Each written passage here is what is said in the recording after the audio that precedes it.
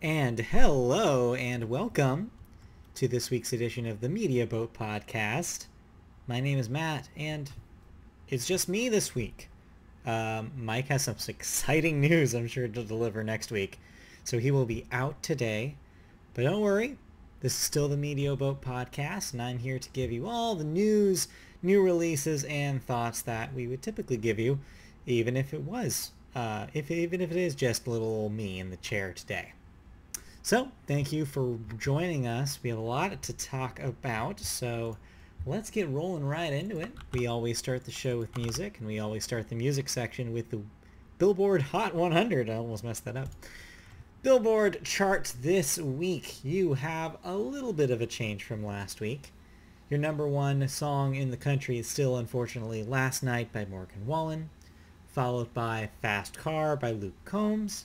But moving up to a new peak of number 3 is Taylor Swift with Cruel Summer.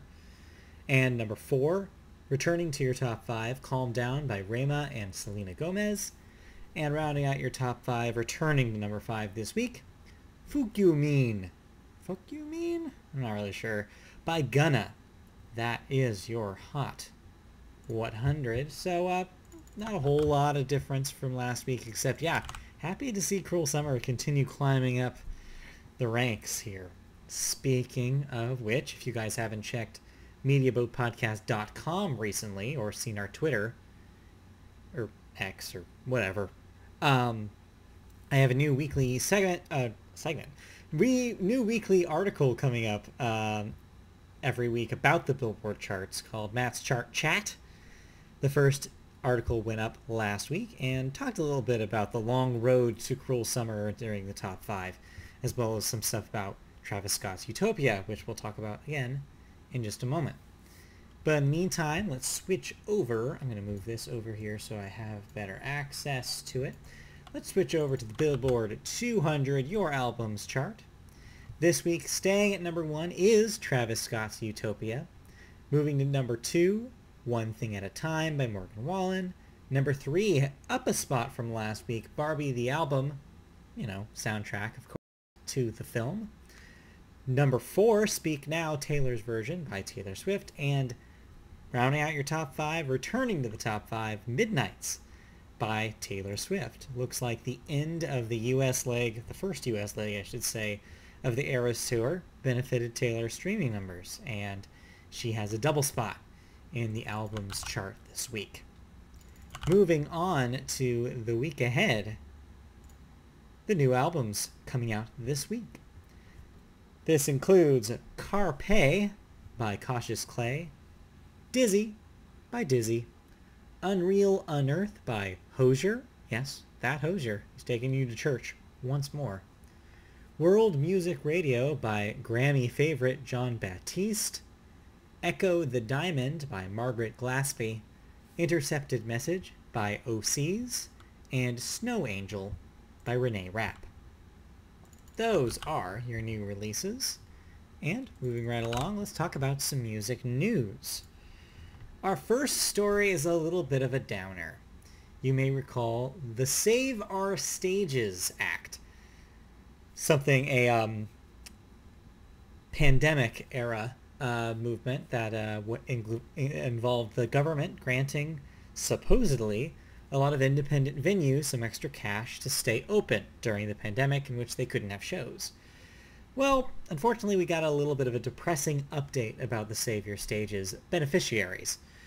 Millionaire artists, including Post Malone, Lil Wayne, Chris Brown, Nickelback, Steve Aoki, and still others, received some $200 million in pandemic relief as part of the Small Business Administration's Save Our Stages grants.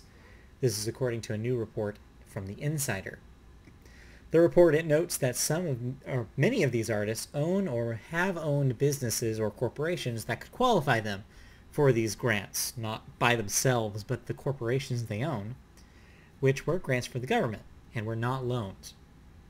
Yet the intent of the Shuttered Venue Operators grants, which were the result of Congress's Save Our Stages campaign that ultimately distributed some $16 billion in pandemic relief, was to assist independent venues. The amounts received by the before-mentioned artists, though, if accurate, are staggering. $10 million each for Post Malone and Chris Brown. $9.9 million for Steve Aoki, him of the cakes and throwing them. $8.9 million for Lil Wayne. $8.6 million for the Smashing Pumpkins, believe it or not. And many more. Sources tell Variety that the Maximum Relief Money Mini venue owners, the people who were supposed to get the money, they only received maximum about $100,000. That is a drop in the pan compared to $10 million. So yeah, needless to say, just like the some other loan programs given by the government during the pandemic, it did not go to people who needed it in a lot of cases. The vast majority of the money ended up finding its way to people who already had money and were probably going to survive the pandemic without an issue. Now, of course, I don't know everything about these businesses that people like Post Malone own. Maybe this did employ, people who needed the help. Maybe this did keep some venues open that do support independent artists. But on face value, this story tells me that the money did not reach a lot of the people it needed to reach. A lot of those venues still shut their doors because they couldn't afford it. Something this grant like this was supposed to prevent. So, not a happy story, kind of a disappointing one, but it just goes to show you another example of misused pandemic funds. And it's just depressing. It's just depressing, people. But don't worry, I got a happy story to follow the depressing story for all you Taylor Swift fans out there. And hey, Media Boat Podcast, you know how we feel about Tay. We got good news. Yes, sure, the Eras Tour is over.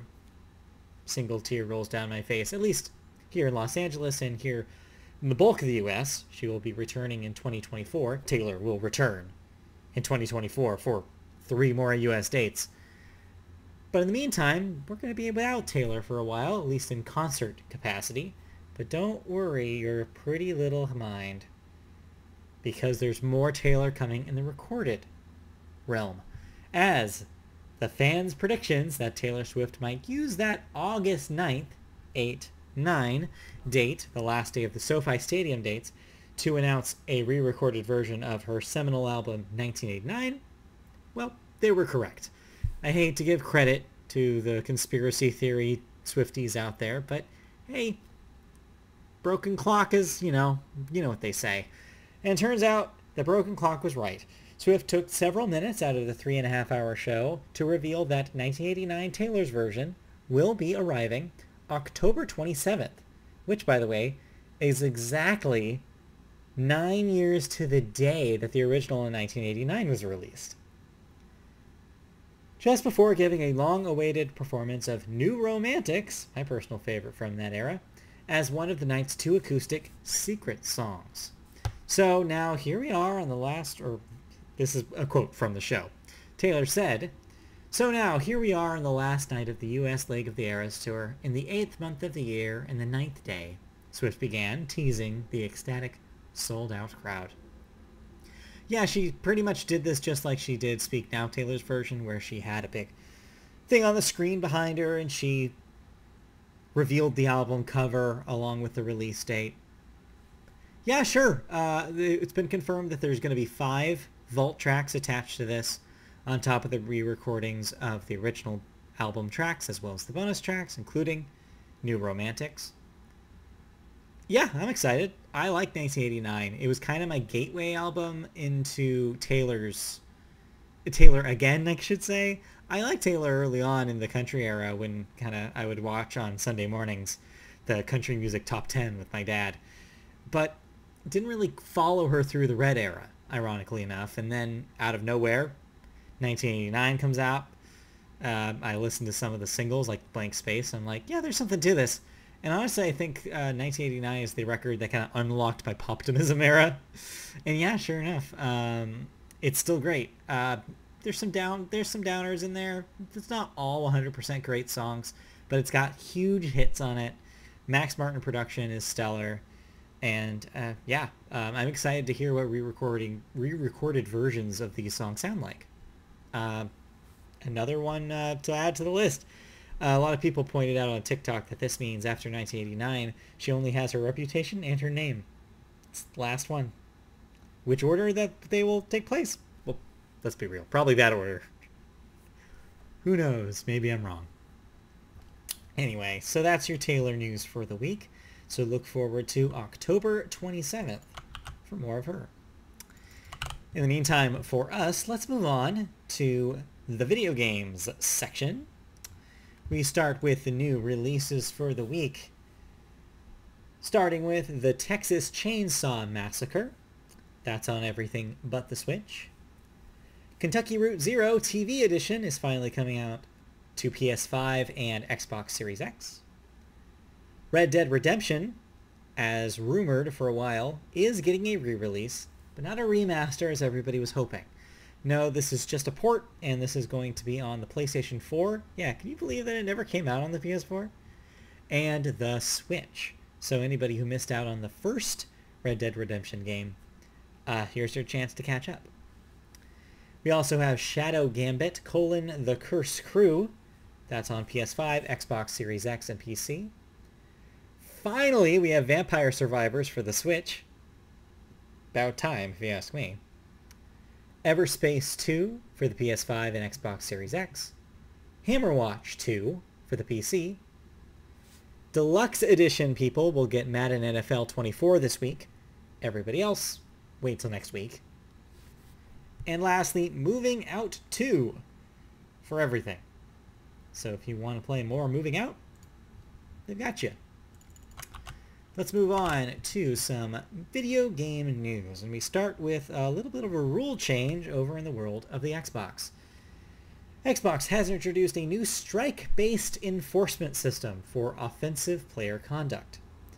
The platform holder has a range of enforcement actions that it can apply if players are found to have violated Microsoft's service agreement or Xbox's community standards.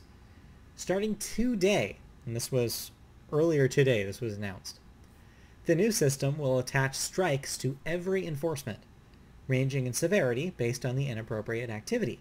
For example, profanity or cheating will result in 1 strike, sexually inappropriate behavior or harassment and bullying will result in 2 strikes, and hate speech will result in 3 spikes. Strikes. Spikes?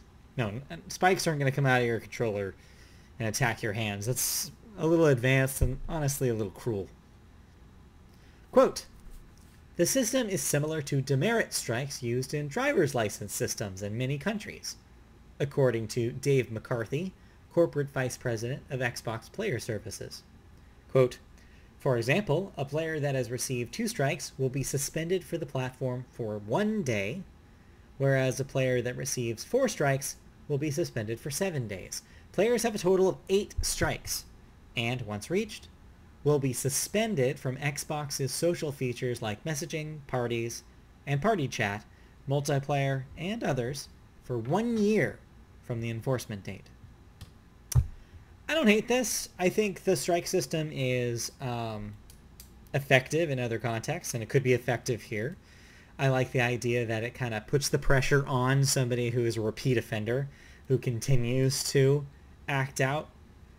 That being said, maybe this is just a world I'm not privy to anymore, but like I'm just so out of the online ecosystem. Are people still awful online on Xbox Live? Or God, they don't even call it that anymore. I guess just on Xbox Online. Yeah, I really sincerely wonder if people are still awful on like Call of Duty or something. I'm surprised this goes for profanity, and if this is based on reports from other players, or that technology they were talking about a few months ago where they were going to have an automatic sensing like voice recordings that get flagged automatically. I don't know. Either way, I think this will work, and I'm interested to see who this works on fast, like soonest, and what they think about it, and if it actually affects anything going forward for the online community on Xbox. It'll be interesting. I think it's a neat idea. Will it work? We'll wait and see. Alrighty, let's move on Just rolling along here, rolling. Our second story is a little bit of hope, potentially, in the world of Pokemon games. I have been very vocal on this show about how disappointed I was with the performance of Pokemon Scarlet and Violet. But maybe this story gives us maybe some hope about like what maybe the future might hold. The Pokemon Company is, quote, having conversations, unquote, about how to ensure the quality of future games under its frequent release schedule, it said. The Pokemon Company has a long history of publishing new video games often. Only 7 years in the last 27 have not seen a new mainline release. In the 12 months leading up to Scarlet and Violet's release last November, 3 major Switch titles were released. Legends Arceus, Brilliant Diamond, and Shining Pearl. I think it's a little stretch to combine those last two as one game, but whatever. Or as 2 games, I should say. However, the series' cadence appears to have caused some quality issues during the HD era. At release, 2019's Sword and Shield was criticized for poor visual quality, while last year's Scarlet and Violet launched with many technical issues, which Nintendo even had to apologize for. These statements were made by a company rep at the recent Pokemon World Championships that took place in Japan over the last week. So, needless to say, I'm happy that these conversations are happening within closed doors. I just wish that instead of talking about it, they were actually putting out a patch, and fixing the game that they already put out. There's DLC coming, guys. I'm not gonna buy it if the game still operates like this. I'm sorry. It's just, and I bet a lot of people feel the way I do. So, while it's disappointing to see a lack of action now, it's exciting to potentially see future action. I would absolutely take a couple of years off if it means a better, higher quality product for the next console, because obviously we're done with Switch at this point. I'm pretty confident in saying that. Alrighty, let's move on. We're done with that. No video games really to talk about this week, so we jump over to television, and we always start television with the Sports Corner. I'm pointing for Mike since he's not here. Point behind me. We start with Sports Center. No, this is not Sports Center. You should have known by seeing my face. We start the Sports Corner today with the NBA Hall of Fame. We have our 2023 inductees to talk about. We start with a few familiar names: Dwayne Wade, Dirk Nowitzki, Pau Gasol, Tony Parker, Greg Popovich, Becky Hammon, Gary Blair, Jim Valvano, and Gene Bess. Definitely recognize a few of those names. Some of them I'm not aware of, but if I remember correctly, this is not just players that are recognized for the NBA Hall of Fame. So a lot of people involved in the sport. So congratulations to all of them. Next, here is your little update on the Women's World Cup over in FIFA land. Yes, the U.S. have already been eliminated, but there are still teams playing, believe it or not. You may not have guessed that by U.S. coverage of the championship, but it is still happening. Spain versus Sweden and Australia versus England will be your final matchups. We'll know the big winner by Sunday afternoon, so keep your eyes peeled for that. And lastly, in the Little League World Series, which continues right now, we have regional and international games happening. And that finale will be on Sunday the 27th, the following Sunday. So look forward to seeing if your favorite Little League team goes all the way. And that will do it for this week's Sports Corner. I wish I had more for you, but I'm not the sports guy. Wait until next week. In the meantime, let's go on to television news. We start with Jeopardy getting a reboot. You're probably thinking, wait a minute, what? Why? Not here, not in the US, in the UK. Yes, the UK reboot of Jeopardy will be hosted by none other than classic British broadcaster Stephen Fry. And it will introduce the family-friendly quiz show to a brand new audience. This reboot will allow participants to play an extra round compared to the original format, increasing the stakes for the players. We kind of saw a version of this in one of the tournaments this year, in which a triple Jeopardy round was played. 2 new images have been released by ITV, showing a first look at Stephen Fry on set. It has also been revealed that the series will launch in October, with 20 episodes already on order. This makes sense. We are currently in the middle of a series of repeats here in the US because of the writer's strike. Although they would have been on summer break regardless, I think. So yeah, gives the production team an opportunity to launch in another country where there is no such strike. So yeah, exciting to see a whole new audience realize how awesome Jeopardy is. And you know what? It's a format that can work in English. I cannot talk today. This is a bad day for me to do my own podcast. I got my teeth deep cleaned today, and I wonder if it did something with my, there was a numbing agent used on the gum line. And so I'm wondering if it seeped into my skull and gave me brain damage or something. I don't know. It's a mystery. It's a medical mystery. Anyway. What was I talking about? Jeopardy! So yeah, UK Jeopardy. Catch it. Alright, let's move on before I fall apart. Let's talk about the Golden Globes, shall we? You're probably saying to your podcast right now, absolutely not. Why would we do such a thing? And yeah, all the mainstream networks here in the US are also in agreement with that, because the Golden Globes have not found a network to air on yet. CBS, Fox, Netflix, Amazon, ABC, Disney+, Hulu, Apple TV+, the Turner Network, and the Roku channel have all passed on airing the 2024 Golden Globes. With the Emmys initially slated for September, now rescheduled to January 15th, just a day after the Critics' Choice Awards, the Golden Globes are now under pressure to take decisive action. However, the Golden Globes for 2024 are still without a TV/streaming deal in place, despite announcing a date already of January 7th. Sources indicate that NBC/Peacock, which detective minds would have noticed I did not mention in that cavalcade of names, the platform that aired the 2023 show on a Tuesday at a significantly reduced licensing fee compared to the previous year's hefty sums, did make a modest offer back in March. But that offer was met with a polite decline from Dick Clark Productions, which is now under the control of Jay Penske's Penske Media and Todd Bowley's Eldridge Industries. Potential options on the table include networks like The CW or digital platforms like YouTube. I could also see something like what happened with the Tony pre-show this year, where it shows up on Pluto TV, or one of those, oh man, those things have a great name, and I forget what they're called.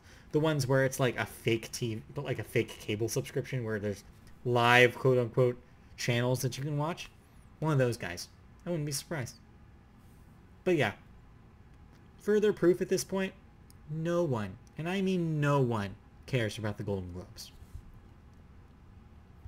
Oh well. Let's move on. No TV thoughts this week. Let's briefly talk about cancellations and renewals.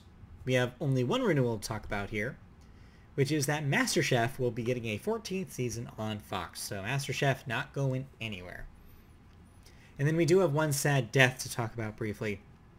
Johnny Hardwick, age 59, actor, mostly known for voice roles including, of course, Dale Gribble on King of the Hill. This is a really sad one because if there's a voice that sticks in your head, I mean, beyond, of course, the voice of Hank Hill, you think of Dale because, that show is so strong because of its cast and especially because of the cast's voice performances. And Johnny Hardwick's performance as Dale was just unparalleled. I didn't watch a whole lot of King of the Hill when it originally aired. I watched it much later. But one of the things that really stuck out to me is just the quality of the voice performances, and especially from Johnny Hardwick, just every single time. Yeah, and it's especially sad considering that the greenlit reboot of King of the Hill was, of course, going to include his character. So I imagine that right now there is a bit of a scramble to figure out what they're going to do. I don't know if you recast it. I don't know if you rewrite it, if the animation's already done. I don't know. Regardless, it'll be really hard to both make and watch a King of the Hill reboot without the character being voiced by Johnny Hardwick. It's going to be difficult for them, and I definitely do not envy what they have to deal with. So, yeah, it's a sad one. And yeah, if there's updates about the reboot, I'm sure we'll hear it. But in the meantime, we just, thoughts out to friends and family, because that's young and really rough. Anyway, let's move on to, yes, believe it or not, we're already in the final segment of the show. Because turns out, when it's just me, business is, it's just business here. Just cruising on through. Not that I don't appreciate the banter. I love a banter. You know this about me. I love a good banter. We'll get more banter next week. But in the meantime, we have the weekend box office numbers. Your number one movie is still Barbie. Another $10 million this week. That's at 526 domestic. Your number two is Oppenheimer with another $6 million. That's at 264. Your number three, Teenage Mutant Ninja Turtles Mutant Mayhem, dropping off a big cliff this week with only $3 million. That's at 72. From what I hear, that's a quality old product, and that should be making more money. Maybe word of mouth will get to it. We'll see. Number four, which has a wonderful typo this week. Meg 2, The Trench. I believe that's Meg 2, like the Meg 2, The Trench, which made $3.9 million this week. That's at 54. And rounding out your top five, it's still here. Haunted Mansion with $1.7 million. That's at 53 domestic. Just edging out by not too much the Last Voyage of the Demeter, which made $1.65 million at number 6 this week in its debut. That is your box office. New releases this week. We've got a twofer for you. We have Strays, which is that raunchy dog comedy starring Will Ferrell and a cast of others.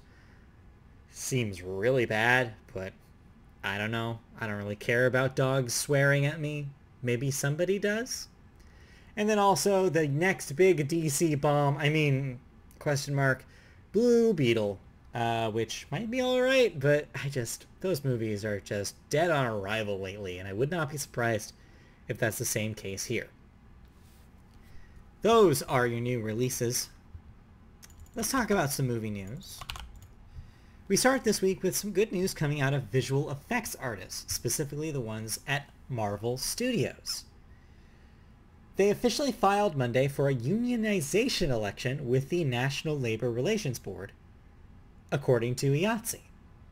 IATSE, of course, being the crew union for Hollywood operations.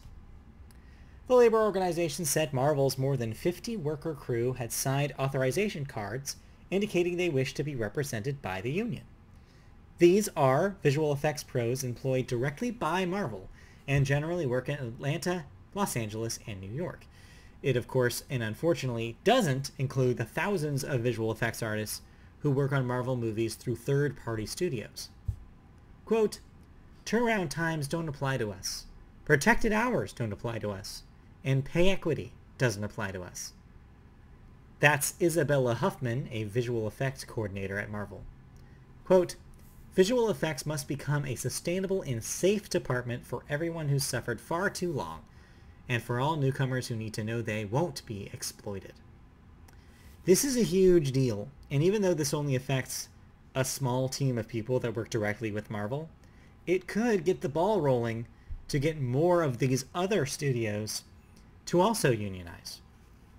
One of the reasons why Disney especially has moved towards such a CG business in all of their visual effects is because visual effects studios are cheaper to pay than in-house talent. And a lot of the reason for that is because they're not union. So that's why you have re-releases like The Lion King that take advantage of the fact that you can't make them literally like they used to, so you have to make them the new way the cheaper way, the labor exploitative way, and make a, in my opinion, lesser product at the end of the day.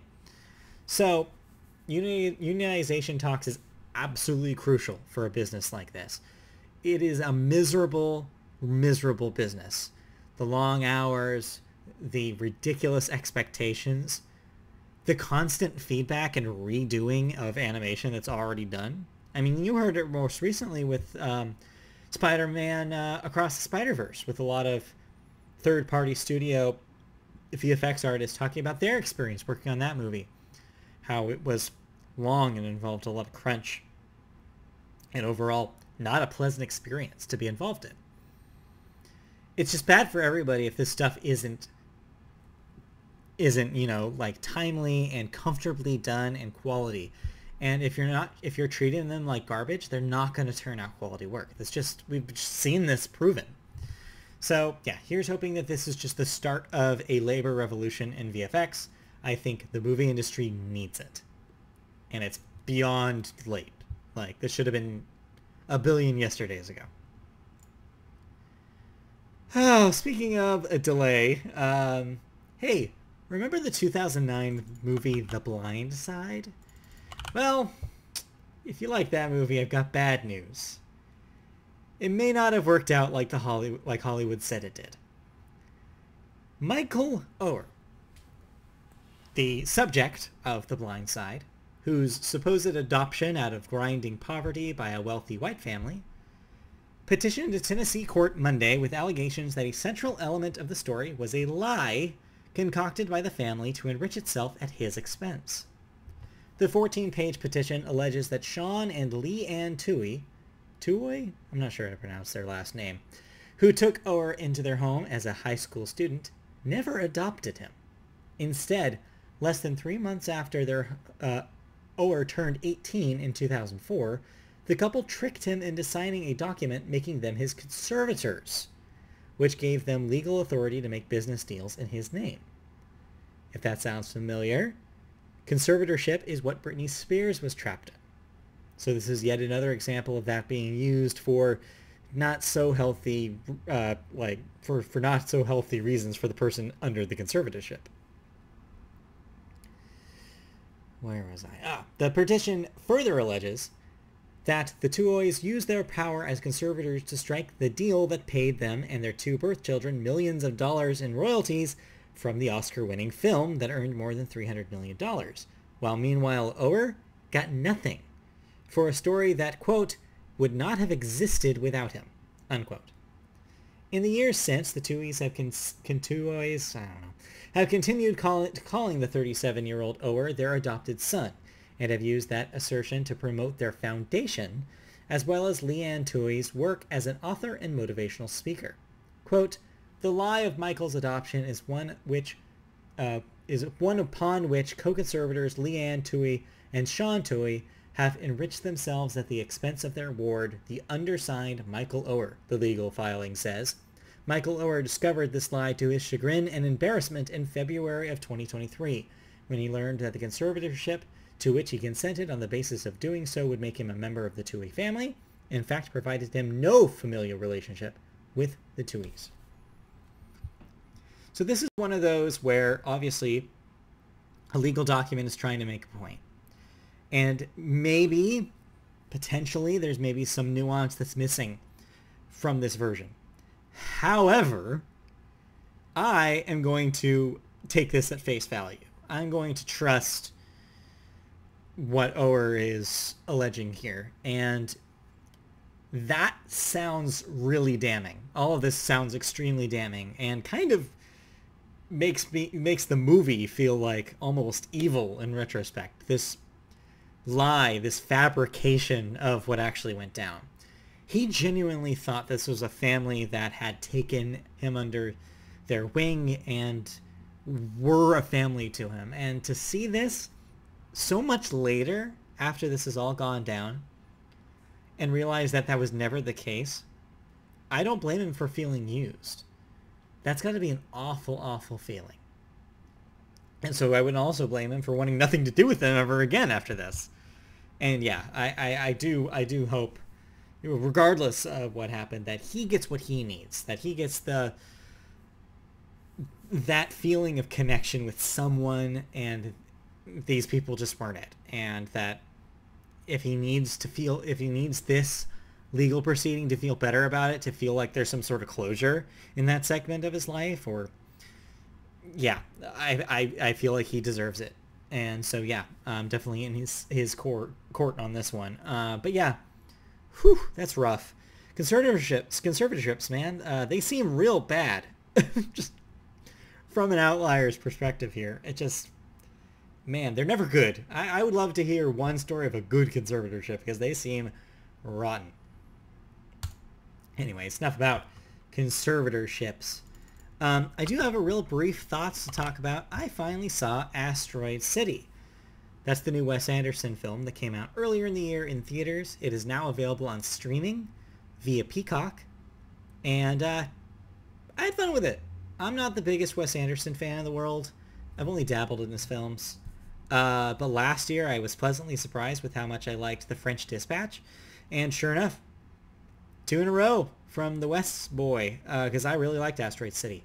It's colorful, it's bright, it's funny, it's got some great performances. Tom Hanks is a weird choice, but he makes it work somehow. It's just fun. It's a lot of fun. Everybody seems like they're having a blast with this thing. There's some genuinely laugh out loud moments in this thing. There is a bit of a human like story being told as well.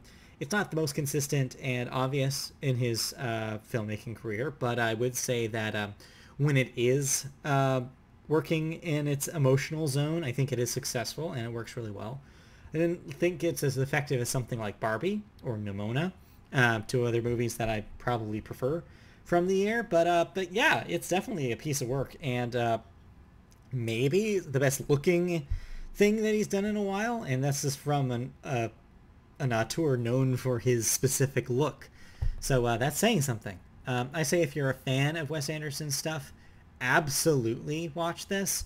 If you're on the peripheral, I know that Mike and Kristen were kind of, Mike was showing her like some Wes Anderson films in preparation for something like this. I think this is something that may entice somebody to get into the bigger picture of his work. Also, I definitely kept thinking about the episode of this season of The After Party in which it's a Wes Anderson parody. It just reminds me of just how pitch perfect that parody was and just how wonderful it was, and they just got everything correct. So yeah, it's on Peacock, so check it out. If you have Peacock, it's a good time. And it's not that long. Clocks in an hour 45. Media Boat approved. Speaking of being approved by the Media Boat, I have approved that is the end of the podcast. Oh, wait. But is it? Because for the second week in a row, we have a fan question to talk to. So thank you for sending that in. If you want to ask us a fan question, and yes, it could be about anything, send those emails on to mediaboatpodcast@gmail.com, and you too could have yours written? No. Read out loud, read on the show. Tell you, those numbing agents that crept right into my lobes. They're camping out in there. Anyway, our question today. Salutations, sailors. What were some either missed opportunities or swing and a miss that you saw in media history? Whether that be in video games, movies, or even music. I'll never forget the initial advertising for Titanic, where it was presented as an action movie. And, of course, as the advertising progressed, it was being more shown as a romantic movie with an inclusion of the Celine Dion song. I wish it would have been amazing to see the original cut that Cameron had intended. The other notable example I thought about was Brutal Legend, coming right on the heels of Psychonauts. I was really excited to play an action platformer with Jack Black, on levels designed to look like death metal album covers, but instead got a third-person RTS game. Anyways, thanks for taking my question. Keep up the good work. I have some answers to that, but before I do that, our on-assignment co-host, Mike, has written an answer, and I will proceed to read what he has written. The examples provided are two different opportunities. Some mixed message advertising could be seen with Marvel films like No Way Home or Avengers Infinity War, where scenes were altered for movie trailers. An example of switch marketing can be the film What to Expect When Expecting, when there was a I wonder why this is on his mind right now. Where there was a male-centered advertising campaign to get guys to see the film as well.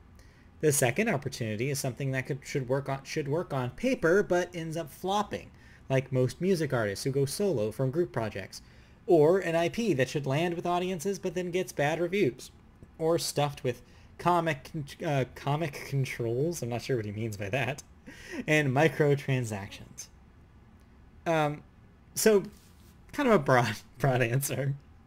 But to your point, in the question, absolutely the first thing that came to mind in the kind of hornswoggle version of this question is Brutal Legend. I also fell prey to that. I have a copy of Brutal Legend that I opened and played a grand total of one time. And yeah, I was equally as disappointed in the fact that it wasn't an action platformer. Because yeah, the game should have been an action platformer, just like Psychonauts, but with the death metal vibe and Jack Black's voice. It seemed like such a wasted opportunity, but they wouldn't have made it unless, of course, they were, like actual team of developers at Double Fine that really believed in an RTS game made in that style. Like, they must have been super passionate about it in order to get EA, like EA of all giant publishers in the era, to sign on this and make it and put that big marketing budget behind it. So I won't fault them for making the game that they of course wanted to make, but yeah, there is a little bit of an element of misleading marketing for that, for certain.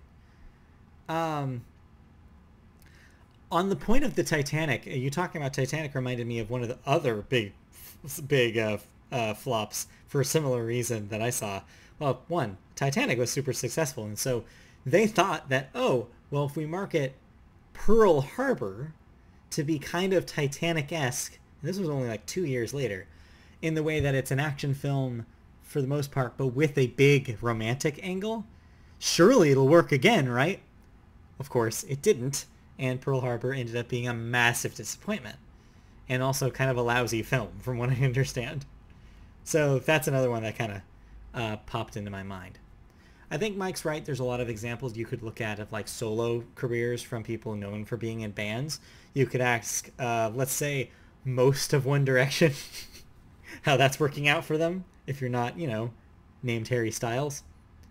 Yeah, I mean, there's plenty of examples of that kind of thing. Honestly, though, not a whole lot is coming to mind off the top of my head, and I think it's because when something just doesn't work out, the business usually moves on. We don't have big flops like Geely anymore with Jennifer Lopez. Like that stuff just doesn't really happen. When something flops, it's minor because of just so much the huge tsunami of media that we have just every day these days. Not to say that it won't happen again, though. If they come to me, we'll talk about it maybe next week when we get Mike in person. And yeah, if anything else comes to our minds, we'll definitely follow up. But in the meantime, thank you for the wonderful question again.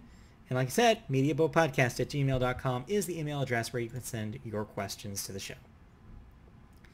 And that'll do it. That will be it for the Media Boat Podcast this week. Thank you for joining me. If you want to see our stuff, you can see our videos on YouTube by searching Media Boat Podcast. There you'll find our channel. You can like, subscribe, and click the bell for notifications when we have new stuff up. You can also find us in audio form if you like the traditional podcast experience on services such as Apple Podcasts, Google Play, Amazon, iHeartRadio, Spotify. Anywhere you listen to podcasts, just pop in Media Boat Podcast and you'll find our show.